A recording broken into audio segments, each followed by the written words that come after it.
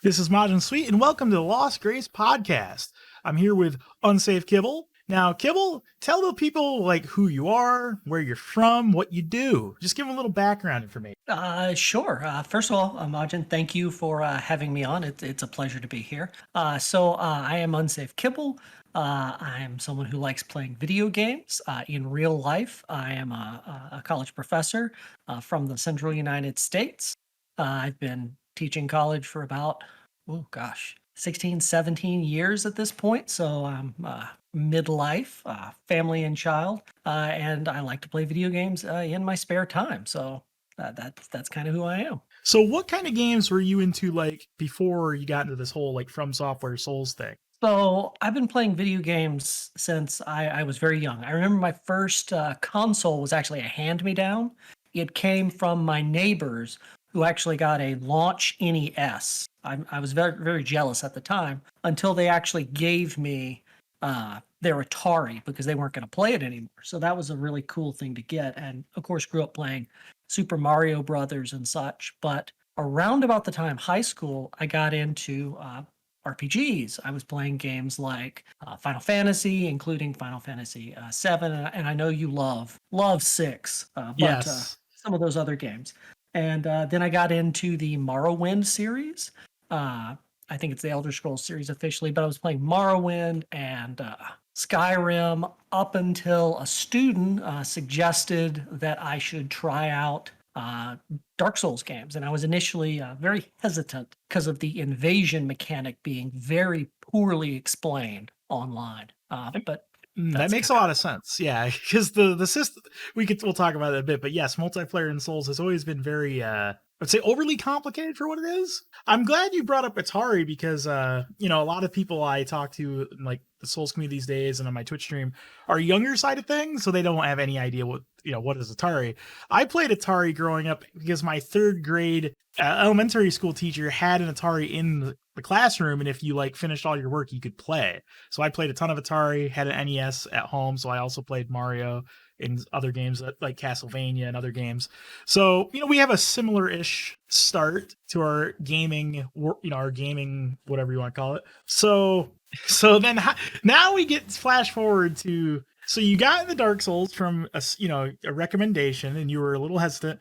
Then how did you find my stream? So I get Dark Souls. I tell my wife about this, and as a Christmas gift, I get Dark Souls 3. And so she goes out with one of her friends to go out for dinner, and I sit down to play Dark Souls 3, my very first Souls game. And I get stuck at Judix Gundyr because, of course, I've never played a Souls game before, and it's just, I'm so lost and confused, and I think it took me 4 hours to finally get past him and figure out what I was doing. But I persevered, and after beating Dark Souls 3 and loving it, I played the whole Souls series. And then somehow, I actually don't know how this transition occurs, but I started doing SL1, and I got really excited, and I decided I was going to do Souls Level 1, all the games, and I did them, and did Level 1 Neo, and I got really excited because I was on Twitch, and I saw this guy doing Level 1 Neo, and it was you. And I kind of wandered into your chat, and of course decided to be all humble and mentioned that I'd just done Souls Level 1. So, and I'm wondering how you felt. Were you like, yeah, I'm gonna let these people know that I've done all the Souls games at level 1? Was it like that, or was it just because I always wonder how because it's not even to be mean to people or anything, but if you're new to all this stuff, it's probably hard to understand how not even, it's probably hard to even be aware of how the community and other people feel about things like that. Were you thinking what they're going to be very impressed that I've already done all this level 1 stuff? Yeah, it's that it's very childlike, right? So I mentioned that I'm a father. Children often do things that they feel is very, very impressive, but it's really not. So I showed up and I was expecting oh yeah, I've already done this. Isn't it great that you're going on that? And I think you called it baby challenge running. Not to be mean, but I think you said it was it's an introductory challenge run, and then you said the phrase that just utterly cursed my life for eternity. Do you remember it? I don't think. Did I mention no roll immediately? You specifically said you should try no rolling it. Why did I do that? Why did I tell someone who's just like just did like level 1 for the first time? Like, oh yeah, you should do no roll. I have no idea, but you sent me off on a journey at that point. So Did that like open like your mind? Were you like, was that something like you never even considered? And then when I said it, you're like, oh my God, like what? What is he talking? Was it like one of those type of things? yeah, it was. I'd never considered because, of course, I've been doing a lot of this on my own. Wasn't really part of a community. I saw people doing it online. I was on Reddit, so like I saw people mentioning it, but I wasn't like regularly talking to people. And You're so, yeah, you were just kind of doing your own thing and just kind of like learning the game at you like as it became naturally to you. exactly. And if I got stuck, I mean, I might reach out and ask a question, but there weren't people I was regularly talking to about. Honestly, I think it's better to do it that way because I think too many people immediately like look at what the community is doing, and if you do challenge runs like that, you're kind of cheating. I don't, that's I don't mean to be elitist about it, but like if you just look at exactly what to do and how to do it, you're kind of skipping the whole learning process, and you're going to kind of lose perspective on like how difficult challenge runs actually are. Because obviously if you just immediately see the blueprint of everything, the best way to do everything, you're blowing through so much of the difficulty. I think people would have a lot more fun and appreciate doing stuff like this if they do it mostly on their own, Yeah, I very much was glad that I came at it the way I did. It, of course, did lead to some frustration once I started actually integrating into the, I'm going to use the phrase challenge run community, Mm-hmm. which I know you had some experience with, but I essentially showed up and was doing my own thing, taking all kinds of hits, because to me, the goal was to beat the bosses, as you'd suggested, without rolling. Mm-hmm. That meant that tanking was on the board. That meant that magic was on the board. And I imagine that's a lot what it was like in the early challenge run community. But I was late to the game. You guys had been around for years and you'd already moved beyond that. And there were people doing all this stuff to be recognized and it needed to be done flawless. And I kind of rubbed people really the wrong way sometimes because the goal was not to roll. So as long as I didn't roll, I considered that valid. Yeah, And because really you were still new to challenge runs. It wasn't like you were trying to be like I'm the best player in the world. Like you were just learning how to do things. Like speaking of the challenge run community stuff, like Yeah. I don't mean to criticize, but I feel this is kind of how I feel about like the challenge run community in Souls as these days. I feel like as someone who's been around for a long time and has been doing challenge run Souls for probably longer than anyone at this point, not to brag, but just to state like where I'm coming at this from, but I feel like the challenge run community today doesn't really know what they want because like on one hand they will be very rigid about the rules and you have to do it this way and it has to be in this structure, but at the same time like I don't know what the point of that is because like to contrast this with like say the speedrunning community or the no-hit community, they can sometimes have very rigid rules, but it's for a point because they have like speedrun leaderboards and competitions. There's no-hit tournaments, they have competitions. You need to have structure in stuff like that for competition because it has to be fair. But the challenge run community doesn't do anything like that. There is no like it's basically just do this run and then we'll acknowledge that you did the run. There's no like it'd be cool if there was challenge run content like that. If like, oh, we're going to do a challenge run, some sort of challenge run community event where we're going to make rules, and then it would make sense to have these rigid rules, but there's never been anything like that. So it's like, what's the like why care so much about the rigid rules if there's no goal to this? Like I don't like that's where I it loses me. I don't get the point. Yeah, I mean that's kind of the struggle. I mean, that I, moderate the One Bros on Reddit, and I'm part of the Challenge Run Discord that arose out of the big Dark Souls Discord, and we try to, have rules to have some fun, and we tried to set up like a leaderboard of like, who'd done the most runs and who had completed what game under what rule set, and develop stuff in an effort to kind of get some of that activity. But I mean, the challenge run community attracts some amazing people and really good people, and it also attracts some. Shall I call them special people? I think that's always happens when you have like these very niche video game kind of like like, you know, people like to make fun of the speedrun community and they make, you know, even no hit, but like it's always a minority, but it is a minority that exists and it's in all of them. Like if you, I'm sure if I like, okay, I'll give an example because I don't want to like I don't want this to sound like I'm bullying the Souls community because I love the Souls community, but leading up to Elden Ring, I really got into, this is going to sound very off topic, but trust me, it's all going to tie together.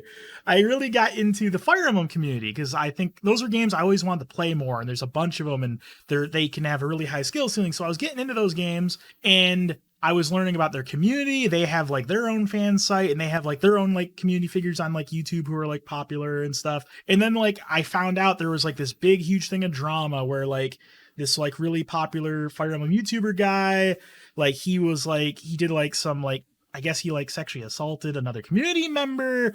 And then there was like people taking his side, and it's like, what the fuck's wrong with these people?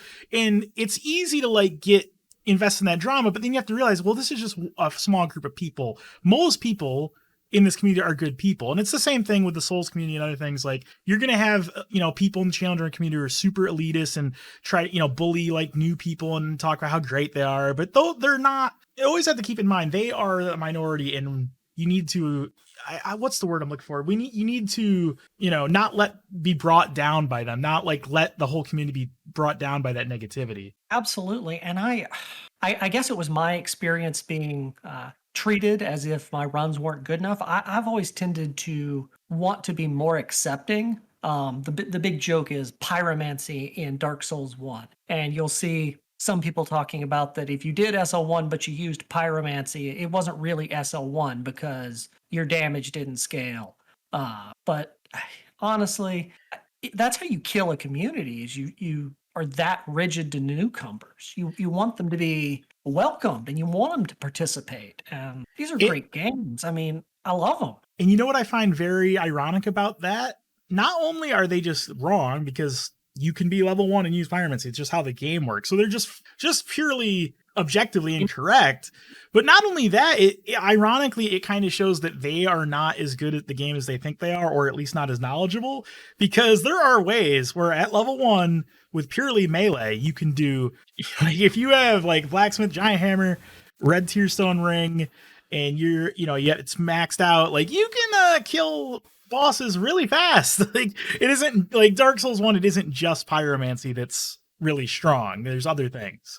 So it's I was going to say, this goes to exactly what I hear you talk about on your streams a lot, which is the Dark Souls games are challenging, especially if you're new at them, but they aren't hard. The way I would put it is the games from just purely the way they're intended to be played, the games are basically designed to give the player ways to undercut the challenge, which I wouldn't say that. I mean, I guess it depends on how you define what makes a game hard or easy, but I guess the way I would put it is there are certain games where the only way to overcome a challenge is to get good in that purest sense of what get good means. Like you just have to your timing has to be on point. You have to know exactly how to counter all the boss's moves and this and that. And the Soul games are just not like that. Because they're RPGs. There are ways to just brute force pretty much every part of the challenge. And that's kind of where challenge runs come into play. Oh goodness. Yeah. I think of the first time I had mentioned I was playing Dark Souls 3, the first time I ever played it, I got stuck at Abyss Watchers, really badly stuck. And so I started looking for information, and I was playing a mage. So of course I looked up online, and all the information I said, said you should level your intelligence to 60. So I spent the next, 10 hours in Farron Swamp killing Gru until I had 60 int. I think I was level 85. Oh my God. Abyss Watchers. So of course, I was like, man, that was a super easy boss. And of course, everybody was like, they're so difficult. I'm glad you brought this up because this is actually something I was thinking about a lot lately. And it's something, maybe I kind of want to make content for this. I don't know when I'd be able to get around to it. I have a lot on my plate, but you were talking about this guide tells you just get level 80 at Abyss Watchers, which is kind of insane. And I realized that I think a lot of the problems people have with the Souls games, especially when they're getting in the community, is that, again, not to criticize a lot of the different community tools we have, but again, it's just, I feel like we do a very bad job of of conveying how to play the games. I feel like the way it's done is like, let's say like for example, Midir is a boss that a lot of casual players really struggle with in Dark Souls 3. And I think it's very indicative of this problem is that people will say you beat to beat this boss, do this. Just follow these instructions. But the problem is people are never actually taught about how to play Souls games. They are just told piecemeal information of how to overcome a specific challenge.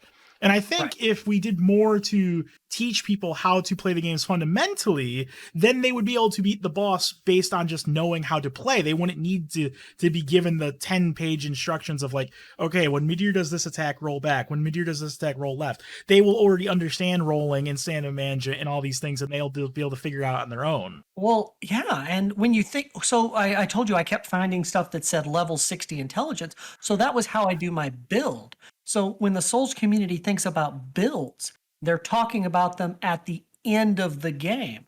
Yes. But coming to Souls, I was in the middle of the game. I didn't need to know what I needed to look like at level 80, 120. I needed to know what I needed to look like at level 32. And I think that's because experienced players always worry about, the end point, because to them, like, they're not concerned with Abyss Watchers. Like, oh, I can just beat them. I don't need a weapon. I can just beat them. But yeah, like you're saying, a new player doesn't view it that way at all. They're more concerned with like, what should I level now? It's going to help me in this immediate situation. So I think it's the time old story of like the disconnect between people who are really experienced and people who aren't, and not being able to understand each other. Yeah. And I don't have any solutions, but hopefully we just be nice about it at least. Yeah, that would help. Yeah. Like, I think it just comes down to like, we're the world of like video game communities these days is very like fragmented, unfortunately, which has its benefits, honestly, but it also has a lot of downsides. So like, if you're like a big streamer for like, like on Twitch and doing Soul stuff, you're probably going to focus mostly on your stream because that's what you're invested in and that's your profit motive. And I'm not criticizing. That's fine. People need to make money and I have no problem with that. But the side effect is you have like maybe 20 community figures who are only looking at what they're doing specifically and not looking at the broader community, which is how things used to be when it was more centralized. But now you have all these kind of like island communities who are just kind of doing their own thing, and people coming into the community don't really know what to look at. Like, it's like, oh, these people are doing speedruns, so their whole perspective is just speedruns. These people are focusing super hard on no hit, so they're only viewing it from that angle. And then you have these new people who are like, wait, I just want to know how to play the game. I don't know, like, should I get a shield? And it's like, no one cares. None of these streamers care about shields. Like, I don't use shields anymore, but a new player wants to know like what shield's good. And like, a lot of people don't even know because they don't care about that anymore. Yeah. Yeah, so I mentioned I'm on the Dark Souls Discord. I think it's a 20, 30,000 person Discord. And, there are specific challenge run channels that I'm very much in. And it's always fun to find someone who wanders in and is like, so what should I be doing for Crystal Sage? And, it's like, you have to send them away. Like, wrong channel. Yeah, we're not concerned with Crystal Sage. We don't do that here.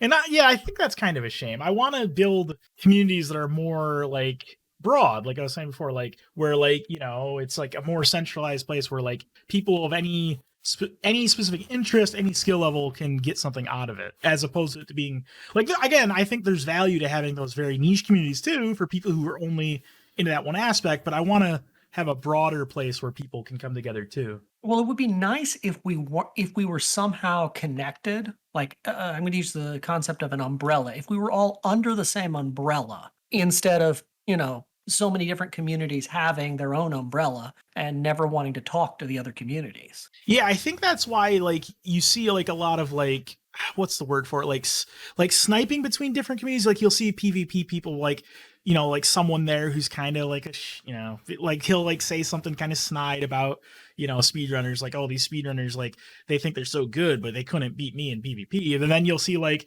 another person like snipe the PvP people, be like, those people are weird, like they don't even play the game right. And it's like, I really hate that. And again, I know I want to make sure that everyone understands these are the minority. Most people don't act that way, but I think it does kind of foster that that's kind of the downside of these fragmented communities. It fosters that kind of like us versus them kind of mentality, because like, you know, people start separating from each other a lot and start, you know, seeing people as like, you know, not part of my community, even though we play the same games. It's like, it's kind of weird, right? Yeah.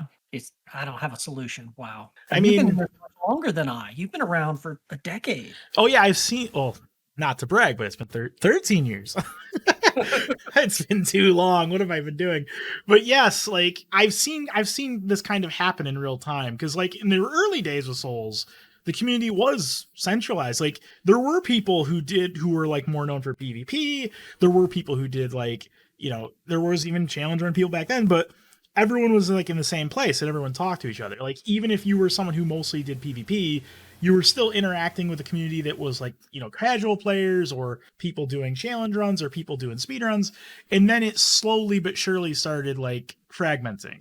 And I don't think it's just I don't even think it's just a Souls thing. I think that's just the internet in general has done that, because Demon Souls came out in 2009, and that was like the early days of Twitter, and gamers don't really use Facebook that way. So really like Twitter becoming bigger and then Twitch becoming bigger is kind of what accelerated that. And by the days of like, by basically post Dark Souls 2 releases, when it really started going in that direction of everybody kind of having their own island community. Well, because of Dark Souls 2 was so decisive, right? It sucked or it was awesome. Oh, I honestly don't even think that really had a part in that, because like while that's true, like Dark Souls 2 is one of those games. It is kind of like, and again, I'm not even clowning on Dark Souls 2. I'm not, you know, doing that. I'm just, it is the black sheep of the franchise, which almost every franchise has a game like that. But even before Dark Souls 2 came out, people were already treating it that way, which that's a whole nother story. That probably sounds really weird. Like people already were being divisive about it before we even knew if it was good or bad or whatever.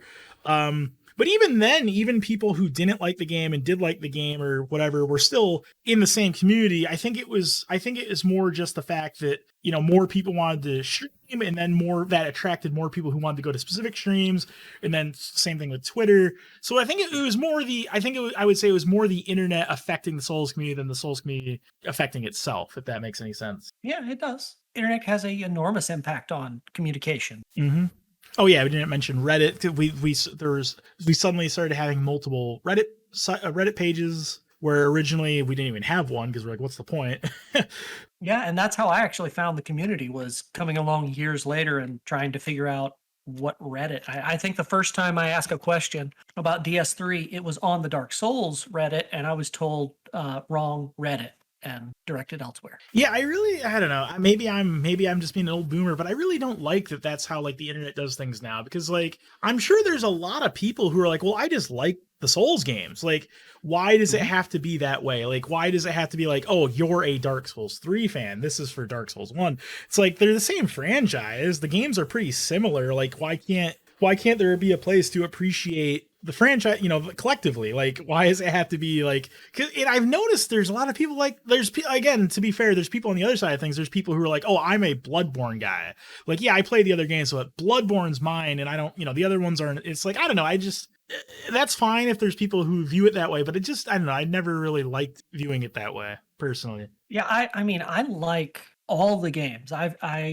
No hate on someone who is like in love with Bloodborne, but I really have a hard time ranking them. I like them all. Like I can rank them fine, because I'm like, I kind of enjoy analyzing games and thinking about what makes them good or bad, but I still like them all. Like, even like, again, not to get anyone mad, but Dark Souls 2 is my least favorite, but I still think it's a good game. Like I have still played it a ton, so it's not like I'm not anti Dark Souls 2, just because I think that's the problem a lot of people get into. They get into this thing where it's like, well, if I prefer Dark Souls 1, then I have to say I don't like Dark Souls 2. It's like, no, you can prefer Dark Souls 1 and still appreciate the game you don't like as much. It doesn't have to be a one or the other. You can, you know, there can be a gradient there. It doesn't have to be for or against. Well, and then Sekiro came along, and that was weird to watch in real time. You know what I find funny about that? Because like there were a lot of people in my community who really didn't like Sekiro. The broader community and casual players loved Sekiro. It was more like, I think I have kind of a warped view in that, because like I was, you know, I'm pretty, you know, I'm more aligned with the challenge run people, especially back then. And there was challenge run people I knew who really didn't like Sekiro. So again, I think that was a a very specific niche group of people who had a problem with the game. Well, and I was right in that, thanks to you and your great curse, because remember you told me to try no roll, so I was really excited to try Sekiro no roll. And as soon as you start to sprint in Sekiro, you dash roll, so you would have to no sprint it. So Yeah. it just Well, like Sekiro's not an RPG, so well, I mean, look, it's an amazing game. I've played it. It's not my cup of tea, but that initial visceral reaction of it not being what I wanted, that was interesting. yeah, it's my favorite From Software game personally. You know, I love it. I love know. Sekiro. Oh yeah, I can't get What enough. you on cycle 120 or something? It's a lot. It's way more than that because I sometimes I reload the same save file for setting up a stream or whatever. I don't know how many times I played through it. Probably like over 300 times. I love Sekiro. I don't know what to say. So like speaking of that, so how do you feel about Elden Ring? So that's the new hotness. What do you think about Elden Ring? So I haven't played as much Elden Ring as I wanted to, because obviously work and life happens, and these games require some dedication from me that I wasn't ready to give. I'm excited for the summer coming along, but I've played enough of it that I feel like I can see a really good game in there.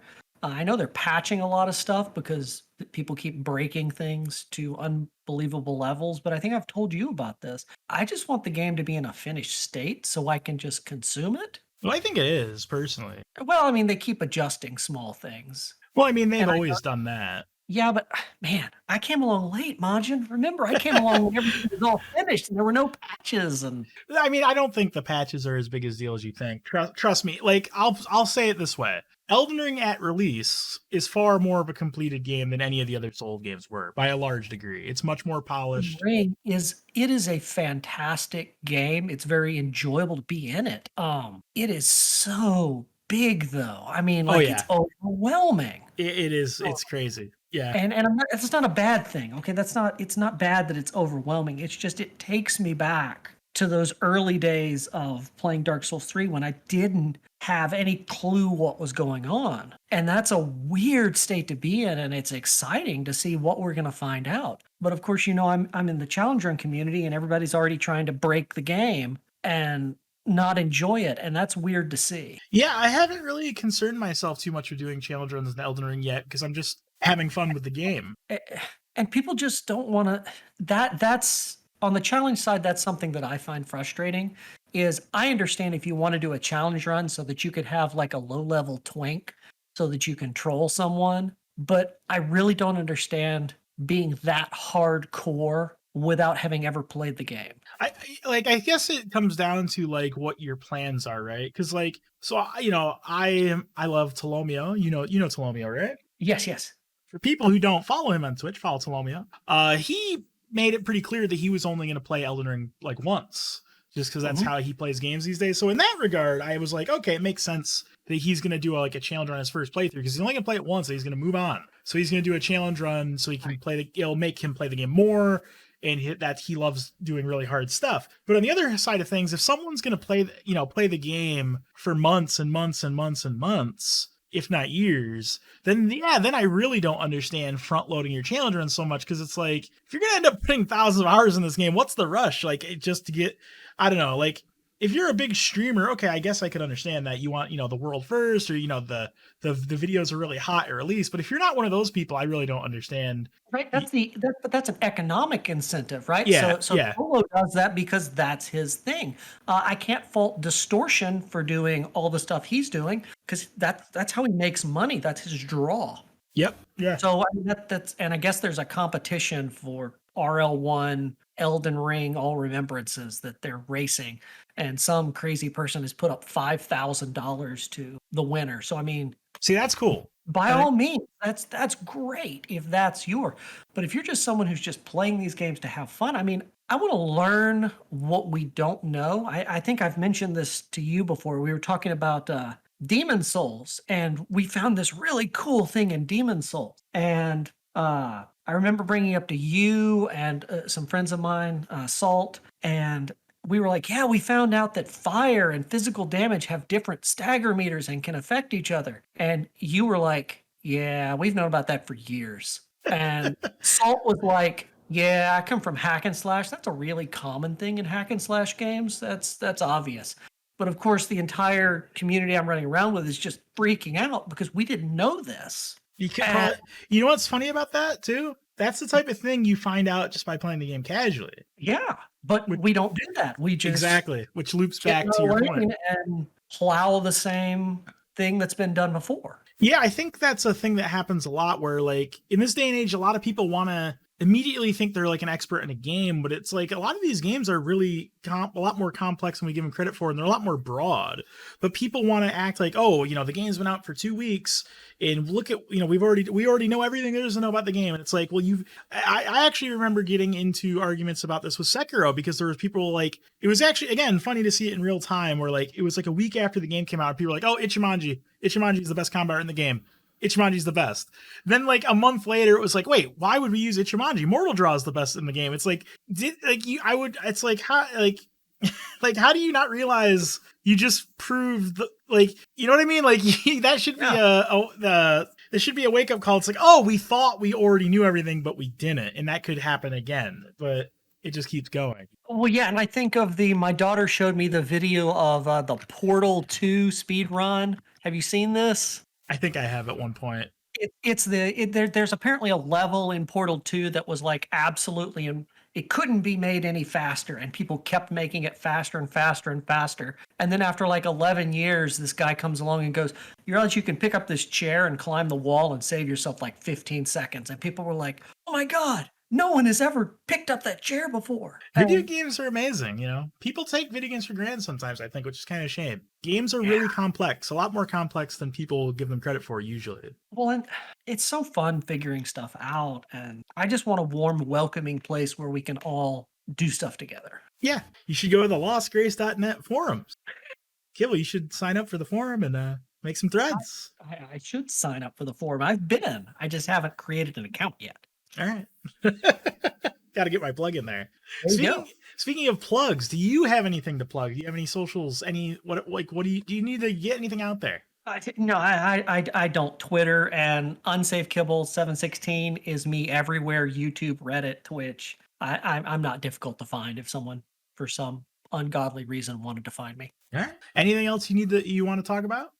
No. Thank you for having me. All right. So this was episode 2 of the Lost Grace podcast. Hope you guys enjoyed it. Visit lostgrace.net. I guess we're out of here. Have a good one, everybody.